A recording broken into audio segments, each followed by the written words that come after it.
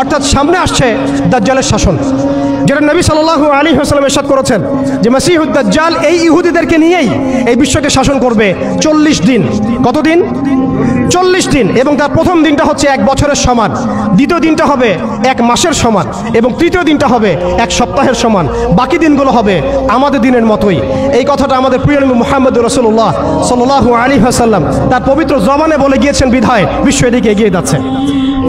এরপরে কি হবে সেটাও প্রিয় নবী সাল্লাল্লাহু আলাইহি ওয়াসাল্লাম আমাদেরকে জানিয়ে গিয়েছেন। এইটা আমাদের আসার জায়গা। আমি যে শুরুতে বলেছিলাম যে আমাদের এই সমাবেশটায় আমাদের ফজিলত, আমাদের গুরুত্বটা বেশি তাদের চাইতে। আপনি জানেন এর সমাধান জিহাদ, আপনি যেতে পারছেন না। আপনি জানেন তার সমাধান হচ্ছে সামরিক আগ্রাসন, আপনি চালাতে পারবেন না। আপনি জানেন এর সমাধান হচ্ছে তাদের পুরো শক্তিটাকে শেকড় থেকে কেটে ফেলা, আপনি এটা করতে পারছেন না, কারণ ভবিষ্যতের দিকে পৃথিবী এগিয়ে যাচ্ছে। এরপরের কথা আছে, নবী করিম সাল্লাল্লাহু আলাইহি ওয়াসাল্লাম বলেছেন এই দাজ্জালের শাসন চিরস্থায়ী হবে না।